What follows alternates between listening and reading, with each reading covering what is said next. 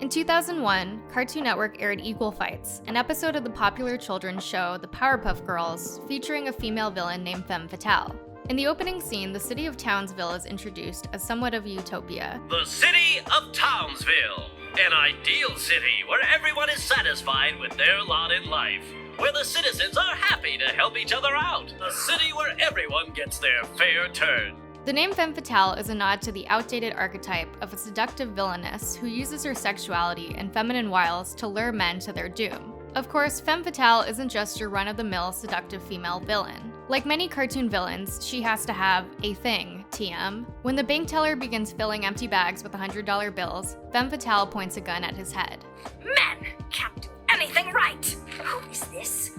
Who is this? It's Ben Franklin, you idiot! A man! I want Susan B. Anthony coins! Now! Oh yeah, so Femme Fatale's fun thing is that she loves Susan B. Anthony coins. She also hates men, which is a really fresh new take on feminism. Listen, it was 2001. You're saying that all the pretty girls I've met lately aren't really pretty. Femme Fatale is a perfect example of the straw feminist trope. Straw feminists are fictional characters who use exaggerated feminist talking points and sometimes even vocally identify with the label itself. These caricatures of feminists typically oversimplify or distort issues of gender and tend to rely on lazy stereotypes. The straw feminist can be utilized for two key purposes. 1. To offer comedic relief by providing an exaggerated characterization of a feminist. 2. To criticize or delegitimize aspects of the feminist movement and ideology. Some popular examples of the straw feminist trope used for comedic relief include Maud from The Big Lebowski, who is characterized as a sex-positive feminist artist. My art has been commended as being strongly vaginal, which bothers some men. The word itself makes some men uncomfortable. Vagina. It's a male myth about feminists that we hate sex. It can be a natural, zesty enterprise. However, there are some people, it is called satyriasis in men, nymphomania in women, who engage in it compulsively and without joy. Oh no. In one episode of That 70s Show, Donna's mom, Midge, begins hosting a feminist club in her home. She is frequently characterized by the show as ditzy, shallow, and unintelligent. These meetings have really opened my eyes. For example, the English language is so oppressive to women. I mean, why is it male man and not male woman? Why do they even call the male male? Why not call it female? Yes, you see, Bob, now you're thinking.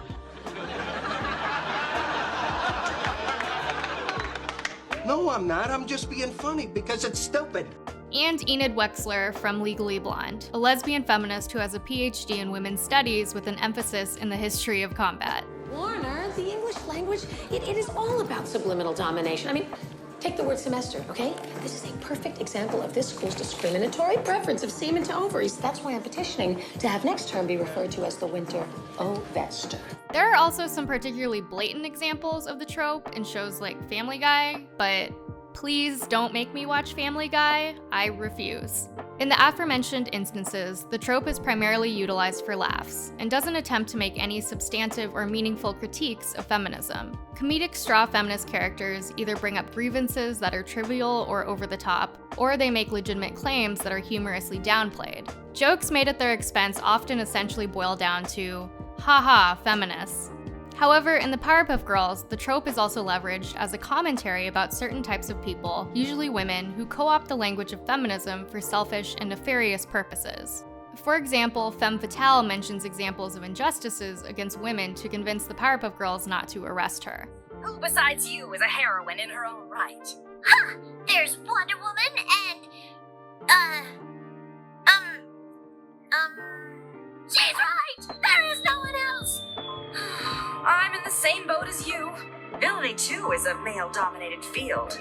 Once you take me to jail, there will be no more female villains in Townsville.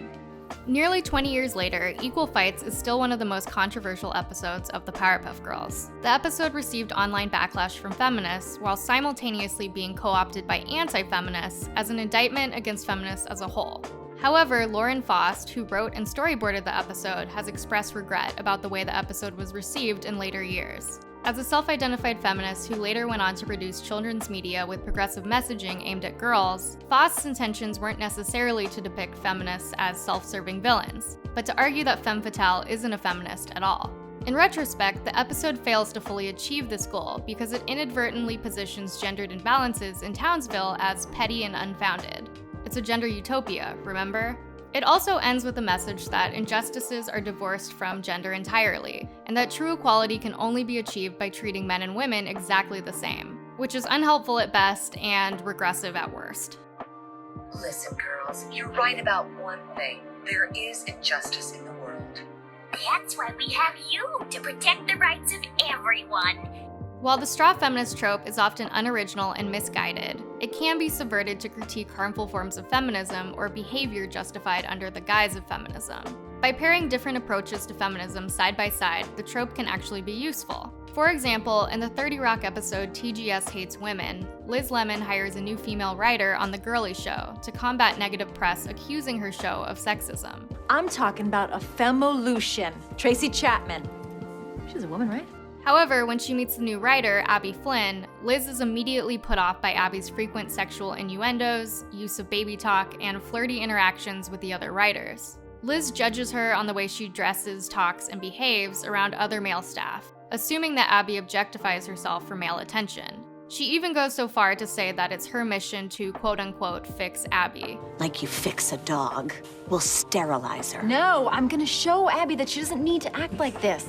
Despite Liz's pretense of caring about Abby's well-being, when she confronts Abby, it becomes clear that Liz is operating out of shame, rather than genuine concern for other women. I'm trying to help you. Really? By judging me on my appearance and the way I talk? God, Abby, you can't be that desperate for male attention. You know what, Liz? I don't have to explain myself to you. My life is none of your business. Except it is, because you represent my show and you represent my gender in this business and you embarrass me.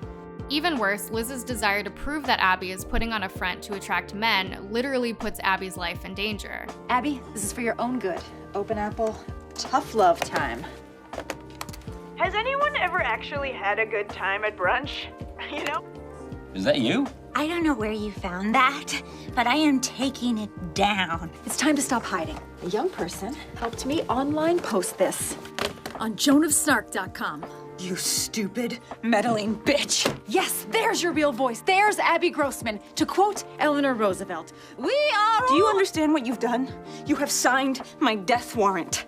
How's that now? My ex-husband is gonna see this, he's gonna find out where I am, and he is gonna try to run me over with his car again. I changed my appearance to get away from him." Oh, because I thought it was like pressure from society. Refreshingly, instead of downplaying the role of sexism and the ever-present dangers of violence against women, 30 Rock uses an exaggerated situation to bring attention to these issues. Liz Lemon's feminism comes from a place of feeling superior to other women, and the episode shows that despite her intentions, she is still susceptible to sexist biases. Throughout the episode, Liz's feminism is depicted as performative. She misquotes women of color, puts an abuse victim's life at risk, and ultimately assumes she knows what's best for other women. In the context of the episode, Liz isn't in the wrong because she's a feminist. She's in the wrong because she's using feminism as a guise to police other women. The reason 30 Rock subverts this trope, rather than perpetuating it, is because the episode's message is not that you shouldn't be a feminist, but that you should strive to be a better one. And that is the difference between an anti-feminist trope and a trope subverted to bring attention to feminist issues.